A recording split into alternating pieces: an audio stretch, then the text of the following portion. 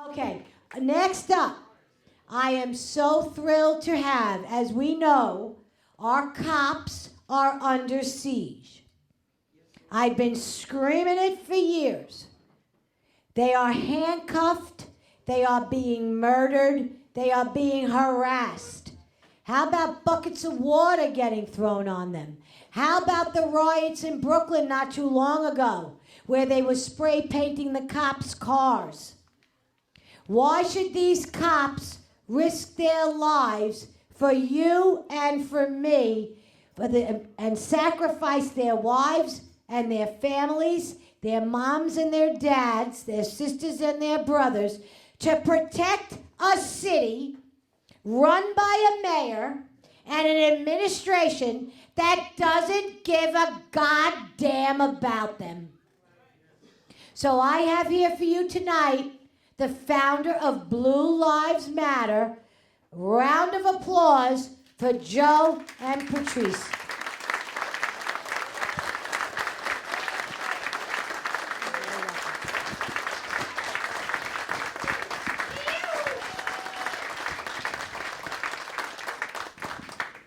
Well, first off, I want to thank Vicky and the Queens Republican Club for having me out here. This is special. Back in December of 2014, when detectives Lou and Ramos were shot and killed, well, assassinated in Brooklyn, I never thought I'd be in front of people like yourselves who are so passionate, that give so much, not just for New York City, but our country. Never thought that 5 years later, my organization would raise over $1.5 million. We're a registered 501c3 nonprofit. Never thought I'd be going on Fox News speaking about all the high-profile incidents nationwide, which is really special as well to be a voice. I currently host a show on Oath Keepers TV called The Sheepdog Show, so if you guys want, you can go on Facebook. We release a new episode every single Friday. It's in regards to first responders and the issues that first responders want to hear about, that you might only see like 30 seconds on the news, and they just are able to zone in and say how much things need to change or how good things are, but that's been an incredible opportunity for me. Before we start also, on April 18th in Staten Island, the Culture's Ballroom, we're going to be honoring our two NYPD detectives killed by friendly fire, and Detectives Mulcahy and Simonson. Really, really special. I don't know if you saw it too throughout the year. We flew in. I'm sorry? Yes, the 102, and then Simonson was an anti-crime cop. We also took care of the Arias family. Little Abigail was 7 years old from Freeport, Texas, and she was diagnosed with a rare form of cancer. And it's crazy because only 2% of those children don't survive, and unfortunately, she was 2%. So we flew her in, and we were able to show her New York City, roll out the red carpet. I got to spend one of the last weekends with her before she passed away, and we're actually going to be honoring her family with the Abigail Arias Inspiration Award. Cops come from all over the nation to come see that night. It's like the Grammys of policing. You know, but it's really special to be in front of you people. Last night, I was actually at the Staten Island Young Republicans Club, which is really cool to speak of, and listening to all the speakers up here, I let them know how important it was that they start off young, right? We see what Bernie Sanders, we see what Joe Biden, it's crazy. That's the best way of putting it, right? But I told them how important it was that they get out there and educate people in their age group. You know, and just excuse my French, I'm so sick and tired of hearing New Yorkers say that our opinion doesn't count, that this city is shit, and it's not. It's the greatest city in the world, you know, especially when you hear people say who think like us, well, our vote doesn't count. Well, that's BS. It does. We just got to get out there and show that it counts. That's a big thing. Hearing about bail reform, and one thing, and I'd like just, you know, individuals like yourself to know, is anything short of intentionally killing someone, now think about that, anything short of intentionally killing someone, the bad guy's going back out on the street. Now, it's common sense. You put bad guys out in the street, they do bad things. It's not brain surgery. And the problem is they're so emboldened by knowing this and being celebrities on the front page of the paper, like we saw with the subway creeper who was going out there and looking directly at the camera because he's getting airtime. We saw with the guy going to Brooklyn, and what did he do, 4 or 5 bank robberies? He goes, I'll be out tomorrow. What about the individual? And this is sad in Long Island. You had a 20-something-year-old that was killed by a gentleman that was driving drunk that had 2 prior arrests for the same thing, and he told the officers, I'll be out tomorrow. And while the family was planning a funeral, this guy was back out on the street. How crazy is that? You know, one thing that we have to do is, yes, we need to go out there and vote at the polls and get these people out, you know, and one thing, and people that are running, right, and I'm a Republican. I'm a registered Republican. I'm happy, I'm very proud of it. And one day my goal is hopefully to be at the helm and try to change the city down the road. And, we're getting there. But we need to believe in the people that we're voting for. We need to stop worrying about whether they're Republican or Democrat and the fact that they're going to go out there and actually do the best for us and our interest. The problem is we go out there, for instance, me, if I decide to run today, if someone sees an R in front of my name, it's not Republican, it's racist, and that's kind of crazy. I want people to look and say, wow, Joe Impenatrice is going to go out there and work with the people, who are need help in the housing, people that in high crime areas, helping the teachers and the police officers and the firemen get fair raises. But we need to believe in that person. We can't just get scared, because you see a D or an R. We need to go out there and we need to put people in place. With this mayor, it really bothers me because you need to love the city. And I feel like the city council and the mayor, they don't love this city. You see incidents that go on. You need to hold press conferences and show how much it bothers you as a mayor and say, no, we're not going to deal with this. My police officers are going out in the street. They're going to handle business in a respectful and proper way, but we're not going to tolerate this. We're not going to do it, and that's the problem with him. He goes out there and it's almost like last day school. He doesn't give a crap, and that's what bothers me. That infuriates me. I'm only 35 years old, and that really pisses me off. It's something like someone like Rudy Giuliani that we need to get back in office that's going to go out there and say, I don't care about you or what you believe in, I'm going to do it. It's definitely hard nowadays being a New York City police officer, but also just an officer nationwide, because every time you go out there and you put on that uniform, you're afraid that you're going to be villainized. And I was really close with Danny Pantaleo and his family, and to see what he went through for doing his job. He went out there and did his job. Now, don't get me wrong. Any life lost is a complete and utter tragedy. Do not mistake it whatsoever. Whether you're resisting or not resisting, no one deserves to lose their life, right? But you have to go out there and present the facts, and that's what the media doesn't do. What really infuriated me, the last week, it was Brooklyn, the 6-3 precinct or the 6-9, we saw a gentleman being stopped by a plainclothes officer. Right? Now, you see somebody videotaping because they want to be the next, celebrity videotaping.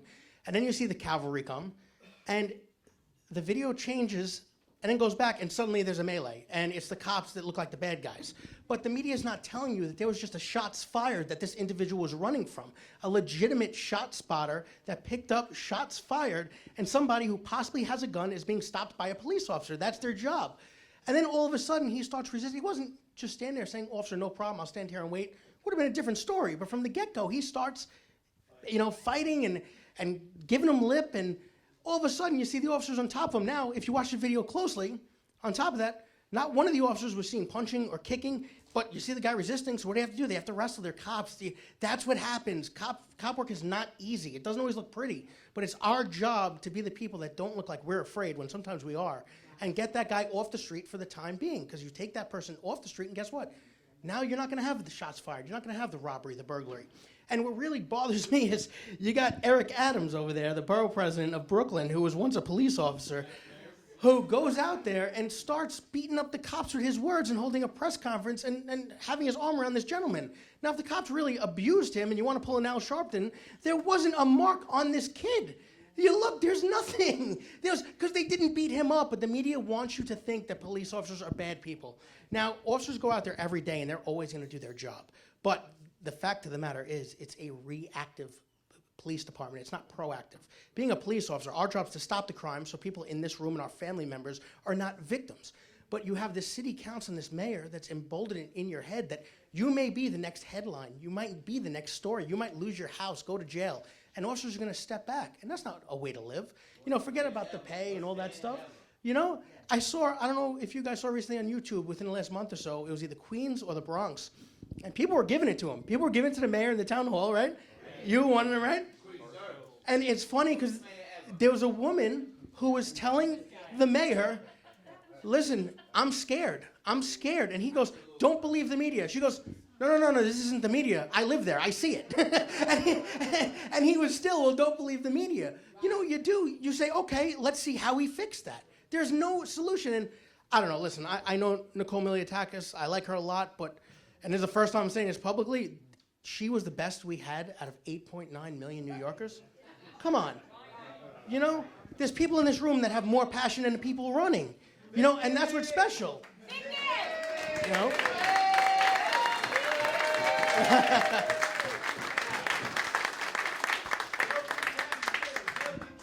But I just want to say thank you. Thank you once again. If anyone has any questions, quick, because I know they have a time restriction. I have no problem. Just regarding the Pennsylvania case, and Yeah. I hope I'm not going off topic. Whatever happened to the white shirt, to the commanding officer that was there? It's just one of those things that frustrates me because it's. See, the problem is, too, is you could say, too, like the body cameras are out now. It always falls on it is a good thing, but it always falls on the CO of that precinct or the captain. And technically, the captain's not out there with them, and you can't really put the blame. But what people don't know is Chief Banks at the time was responsible for pretty much putting out the order to go out there, which he was perfectly okay with. And he ends up going out there and telling the guys, stop this crime, stop Lucy's. Now, what people don't understand is Lucy's or untaxed cigarettes. There's people out there, all these businesses pay a lot of tax for this stuff. And these individuals go out there in front of these establishments who pay taxes and are pretty much screwing them. So that whole incident, the officers were never wrong, the chief wasn't wrong, but it was a bad outcome. Now, think about it this way. If Mr. Gardner did not have that medical incident, that would have never been where it is today. And things like that happen every single day where the person walks away. He probably would have gotten a desk appearance ticket and it would have been, the end of the story. But, 20 other times. yep, but the tragedy did happen, unfortunately, and it is a shame. But, in that case, the big bosses weren't there. There were sergeants on scene and things like that, but they did the best they could. There was a female officer that was there at this. There was a sergeant. There was a sergeant, and she caught hell from that, unfortunately. They tried actually forcing her off, and I think she might have left or is in the process of actually leaving. Yeah, which people don't hear about. Just to that point, I think it would have been very helpful if more of us had the opportunity to say, it wasn't the police's fault. It's a law on the books. The Correct. answer is call your local council person or assembly person, whoever's responsible for these dopey laws. Correct. And decriminalize it or eliminate it. I didn't hear any of the politicians held to account. Well, people don't hear either is those laws are still being affected. Officers are still going to do it. In the unit I work in, because I'm still an active sergeant, we have calls all the time for people in neighborhoods calling up about whether it's people using drugs, selling drugs, loose cigarettes, but you're not going to hear that in the news. That goes on all the time. And another thing I want to inform everybody about, and I don't know if you've ever seen her, but Kathy Arreo, she's a liberal Sherpa. She's always on Tucker. She's out of her mind, but she's cool. We had a debate, and she was like, wow, Joe, it's incredible. I want everyone in this room to know it's not stop and frisk. They make it seem like you jump out and you're just throwing minorities or males against the wall. It's stop, question, and possibly frisk. All right, there's more to it. And if people don't know, people aren't informed, this is what they believe, and that's truth. And you can't fault them for it, but it's stop, question, and possibly frisk. Not every single officer that goes out there is putting their hands on somebody. But another thing is, too, is even though you don't hear about it, technically it still goes on because it's a legitimate practice, but it happens nationwide. No one hears about that. So I just wanted to clear that up as well. Yes, ma'am. Yes, I want to thank you for the love and support of our beloved military. Thank you. Any first responder I regard as heroes. The only difference between the FDNY, EMT, EMS, the NYPD, is they're at home and the military traveled thousands of miles away. Yeah. So they're heroes. Thank you. Thank you. Thank you very much. No, thank you. And I'm glad you brought that up.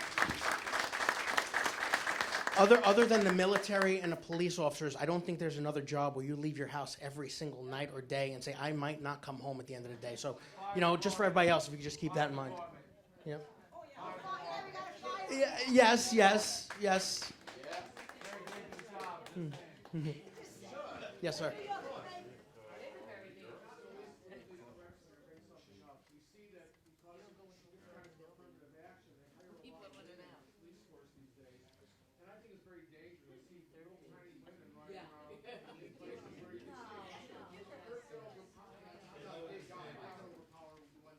Sure. This is not a good practice. Budgetary issues, they should be hiring strong young men to be protecting the city instead of little, 100-pound girls. Well, over the years, what I've realized is, especially in New York City Police Department, there's a purpose for everyone that comes on. There's different stuff, and don't get me wrong, there are times that certain situations, even some kind of guys that show up that are, a little bit on the smaller side, sometimes don't make it easy for you. But you guys work together the best you can to try to get the job done. So over the years, I think they've gone in a great direction with the diversity, no matter your ethnicity or man or woman or whatever the case is. But there is a purpose for everyone in the job. Anybody else before we close up? Yes, ma'am. Well, we have the privilege of working with retired and do a radio program every Saturday on their station. Yes, and they publish the Blue magazine, and it would be nice if you and Danny, could probably. Is that called the Blue magazine out of Jersey? I know Danny. I've worked with him before. Correct. And Yep. this is one of the hats that they have made. Best show on Saturday. Yep. Law enforcement. Yeah. Danny's great. He's a great guy. But once again, thank you guys very, very much for coming out. I really appreciate it.